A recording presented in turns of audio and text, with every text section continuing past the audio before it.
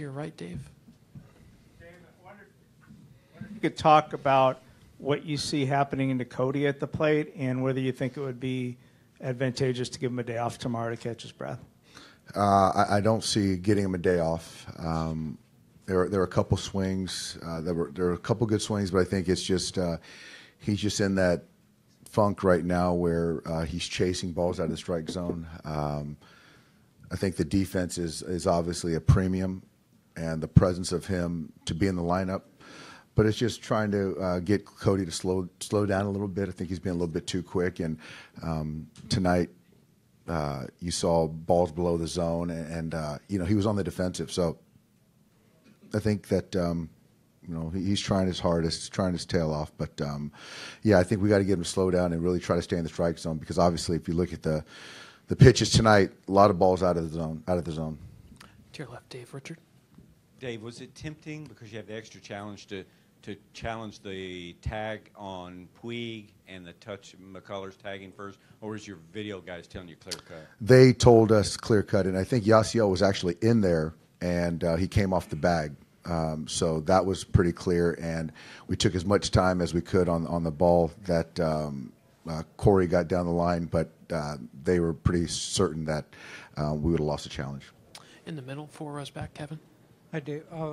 You've used your bullpen a ton, and I understand it's the World Series and everyone's available, but are you worried about taxing some of those guys a little bit, and does that mean that maybe Alex has to go a little bit longer tomorrow to give some of those guys a break?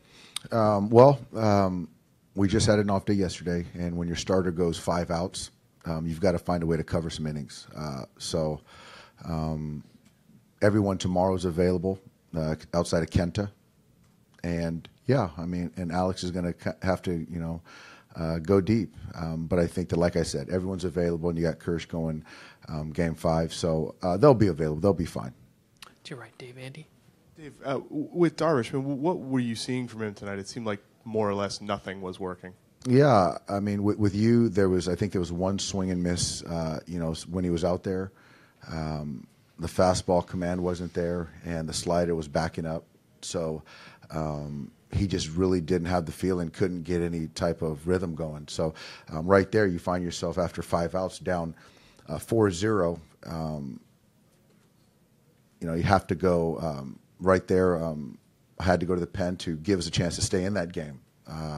They were taking good swings, obviously taking good at-bats against them, but I think that it just goes to the fastball command, and the breaking ball just wasn't there tonight. How difficult is it to navigate that scenario in which you can't surrender tonight, but you also know using Kenta will make tomorrow more difficult? Yeah, I mean, I think that I thought that the way McCullers was throwing it, I thought that we had a chance to get to him.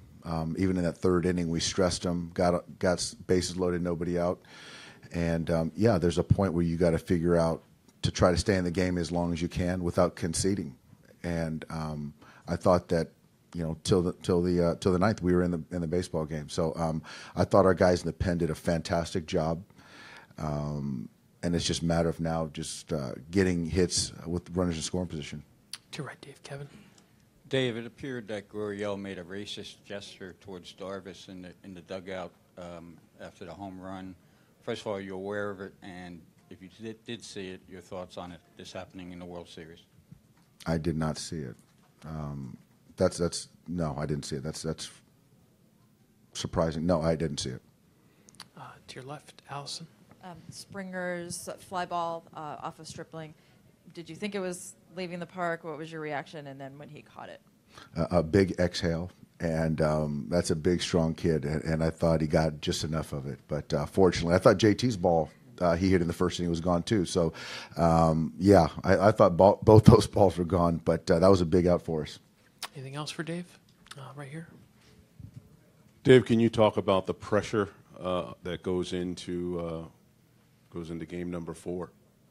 I think we just got to go out there and pitch well out of the gate. Obviously, this crowd is into it, very educated, very enthusiastic, and they've got some confidence over there, that team. And it's up to us, up to Alex to go out there and set the tone, get a quick first inning, and get us. Bats got to come alive and keep getting guys on base, getting that big hit. But I honestly, I don't think we see it as pressure. It's just going out there and just trying to play a good, clean game. I think it's just more of just guys going out of the strike zone. I mean, I think that you look at the opportunities that we did have, and pitchers seem to go to their secondaries. And when we're at our best, or when any offense is at their best, they stay disciplined in the strike zone. And I think right now we're chasing a little bit more than we usually do. And to your left, Richard. Dave, what did you think of Peacock? What impressed you about what you saw? I thought that he threw the ball really well. He had really good fastball command. The fastball to the outer half of the plate against our left-handers was riding. I thought he really competed. He got ahead, and we really couldn't square him up. Against the righties, the slider actually, I mean, obviously really plays.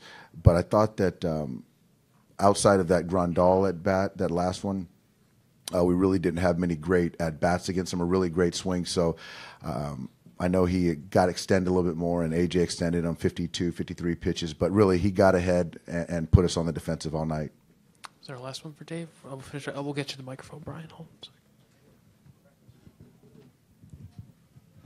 Dave, it's obviously very early in the second, but what was your thought process in staying with you through the Altuve at bat? Well, I think that you got to try to look and project where you're at, and understand you have 3 straight games to get through potentially, and to go to the pen right there, which I didn't want to do. I wanted to see if he can get through Altuve and get us out of the inning, and maybe reset to get himself through the 3rd inning. But after Altuve, that ball, and fortunately it didn't go out, stay in the ballpark, and I think at that point in time I had to go to the pen and go get Correa.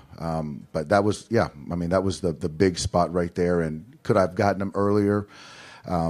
But you really got to be certain that you've got the coverage. And again, it's the matter of looking at using your pen, exhausting your pen when you're down 4-0, to then having guys ready for the next couple of days as well. Anything else for Dave? No? All right, Dave, thanks so much. All right. Appreciate it. A.J. Hinch will be due next, and we're inquiring on the Astros players.